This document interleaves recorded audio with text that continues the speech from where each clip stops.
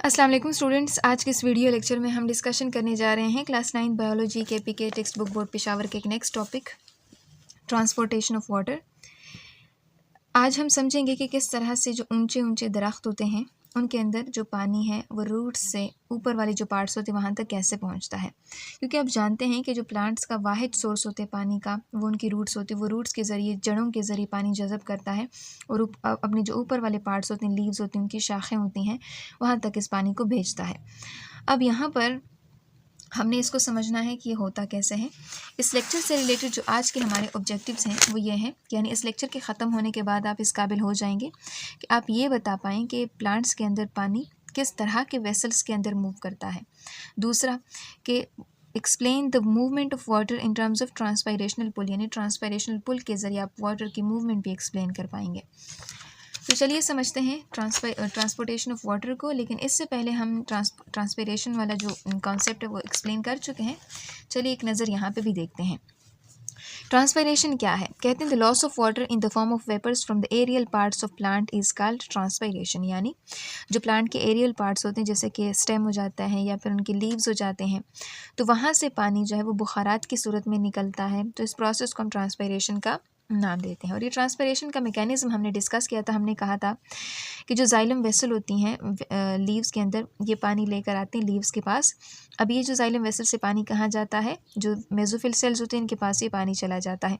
अब ये mesophyll cells के जो सेल वॉल होते हैं ये वेट हो जाते हैं, मॉइस्ट हो जाते हैं, गीले हो जाते हैं और यहाँ से पानी वेपर्स की सूरत में कन्वर्ट हो जाता है और यहाँ पर जो एयर स्पेसेस होते हैं इनके अंदर जमा हो जाता है। अब ये एयर स्पेसेस जो होती हैं यहाँ से पानी जब स्टोमेटा ओपन होंगे तो ये पानी वेपर्स की सूरत में स्टोमेटा के ज़रिए बाहर माहौल का हिस्सा बन जाएगा और इस तरह से पानी जो है, जो एरियल पार्ट है जिसको हम लीव्स कहते हैं, यहाँ से पानी वेपर्स की सूरत में बाहर माहौल का हिस्सा बना है, बाहर पानी लॉस हुआ है। इस प्रोसेस को हम ट्रांसपायरेशन का नाम देते हैं। अब हम जानते हैं कि लीव्स से ट्रांसपायरेशन होती है। लीव्स जो है वो ट्रांसपायरेशन में अहम किरदार अदा करता है।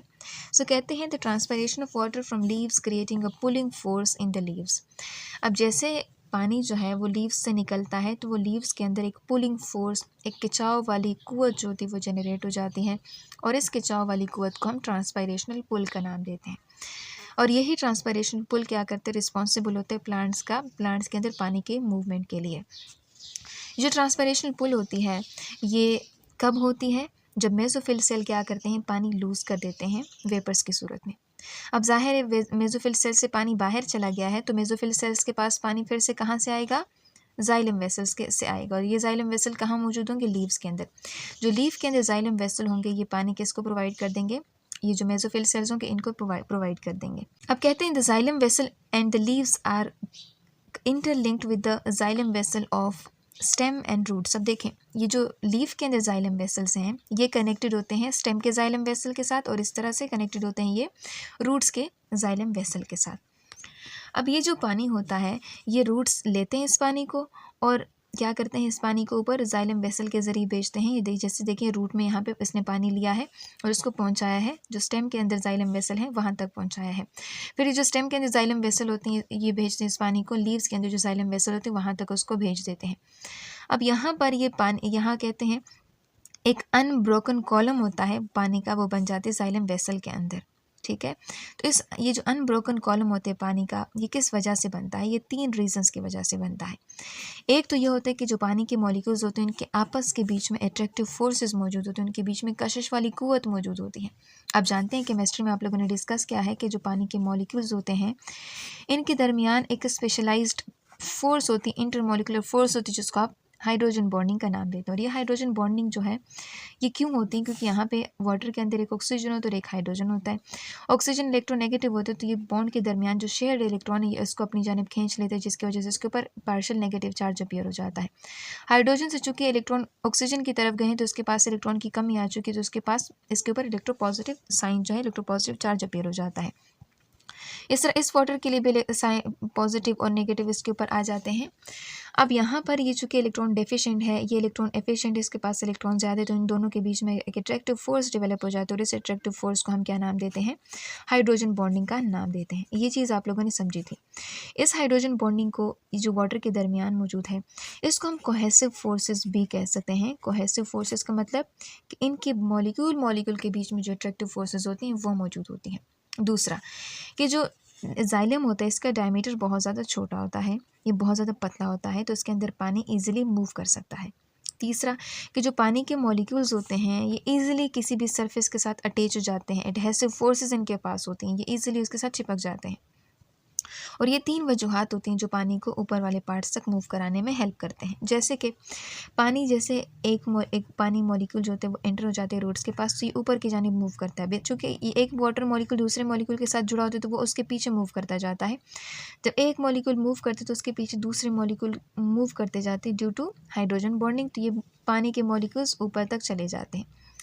अब यहाँ से जब एक वाटर का मॉलिक्यूल होता है वो चला जाता है बाहर, तो उसको दूसरा मॉलिक्यूल रिप्लेस कर देता है। फिर जब वो चला जाता है फिर इसको तीसरा मॉलिक्यूल रिप्लेस कर देता है। अब यहाँ पे इनके इस पूरे कॉलम के अंदर यहाँ पे देखें जो जाइलम वेसल इनके दरमियान एक टेंशन क्रिएट हो जाती है, और इस टेंशन को, इस पुलिंग इफेक्ट को हम ट्रांसपिरेशन पुल का भी नाम देते हैं। इसी ट्रांसपिरेशन की वजह से जो पानी के मॉलिक्यूल होते हैं ये रूट से जो प्लांट्स के अपर पार्ट्स होते हैं वहाँ तक पानी पहुँच जाते हैं। सो यहाँ कहते हैं when one molecules water molecule move up in the xylem of leaf, जब जो लीफ के अंदर जाइलम होते हैं उनके अंदर जब एक मॉलिक्यूल मूव करते ऊपर, तो यहाँ पे एक टेंशन, एक तनाव क्रिएट हो जाते पूरे वाटर कॉलम के अंदर।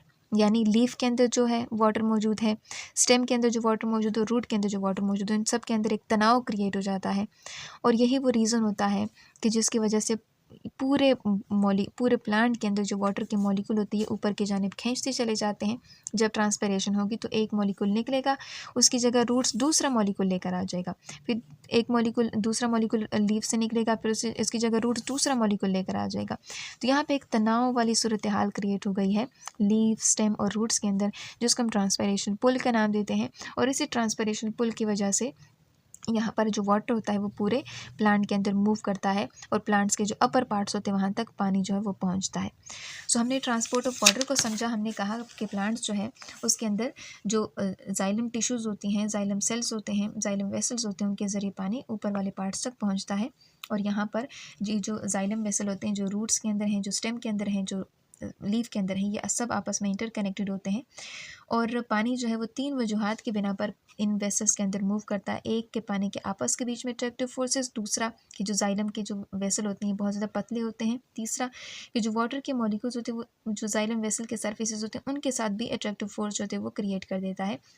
और ये तीन रीजंस क्या करती हैं, उनकी हेल्प करती है पानी की मूवमेंट में। इस अनब्रोकन वाटर जो कॉलम है इसमें उनकी हेल्प करते हैं। जब एक मॉलिक्यूल यहाँ से निकलते हैं तो रूट्स दूसरा मॉलिक्यूल अंदर लेकर आ जाते हैं, दूसरा निकलते तो तीसरा आ जाता है। तो यानी यहाँ पर एक पूरा कॉलम क्रिएट हो गया है, और यहाँ पे एक टेंशन, एक पुलिंग फोर्स क्रिएट हो जाती है, जिसको हम ट्रांसपिरेशनल पुल का नाम देते हैं। और यही ट्रांसपिरेशनल पुल जो है वो वाटर की मूवमेंट में, जो पूरा प्लांट होता है उनके अंदर वाटर की मूवमेंट में हेल्प करता है।